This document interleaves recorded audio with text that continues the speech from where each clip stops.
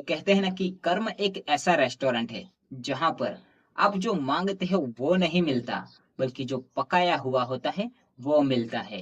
दोस्तों, ये कहानी है एक बूढ़ी महिला की जो एक बहुत बड़ी समस्या से गुजर रही थी। दरअसल समस्या ये थी कि उसका जो बेटा था वो कहीं खो गया था और वो मिल नहीं रहा था। इतनी बड़ी समस्या होने के बावजूद भी उसके चेहरे पर हमेशा स्माइल बनी रहती थी और वो हमेशा दूसरों को मदद करने की कोशिश किया करती थी।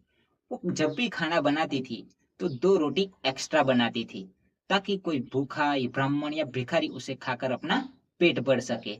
और वो 2 रोटी खिड़की के पास रख देती थी। उस 2 रोटी को लेने के लिए हर रोज एक ब्राह्मण आता था। वो दोनों रोटी लेता था और चला जाता था।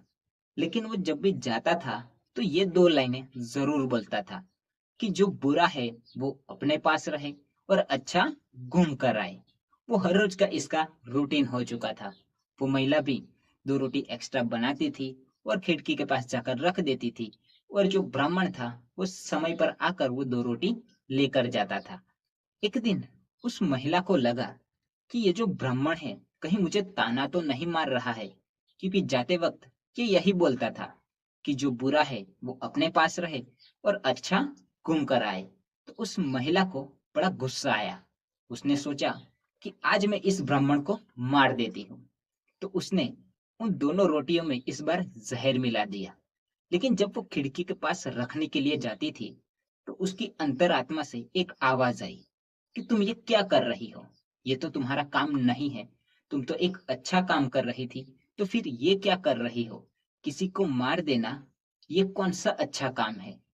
तो उसे अपनी गलती का एहसास हुआ। इसलिए उसने वो दोनों रोटी जला दी। फिर से नई 2 रोटी बनाई और खिड़की के पास रख दी।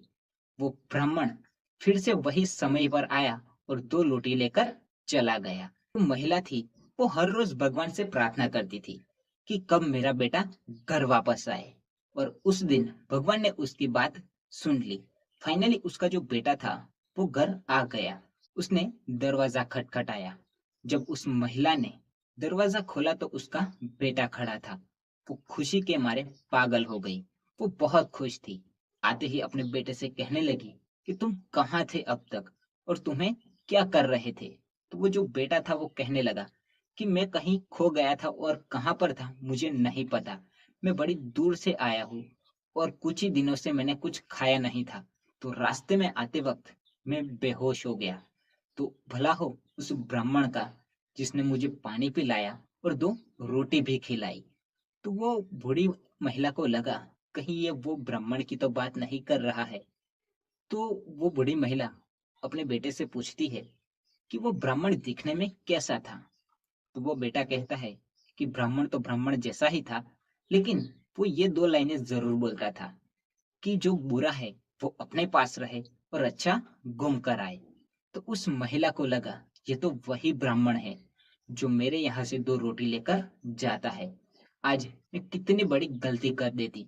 अगर उस जहर वाली रोटी उसे दे देती, तो आज वो रोटी मेरा बेटा खाने वाला था और वो रोटी खाकर शायद वो मर जाता और मैं अपने बेटे को हमेशा के लिए खो देती। कभी भी उसे नहीं मिल पाती। उसे एहसास हुआ कि कितनी बड़ी गलती कर रही थी। दोस्तों, इस छोटी सी कहानी का सार यही है कि जो कर्म है वो घूमकर जरूर आता है। इसलिए अपने कर्मों पर ध्यान देना बहुत जरूरी है, क्योंकि आज नहीं तो कल ये घूमकर जरूर आता है। तो दोस्तों, आई होप कि इस छोटी सी कहानी से आपको कुछ तो वैल्यू मिली होगी। तो मिलते हैं अगली कहानी में।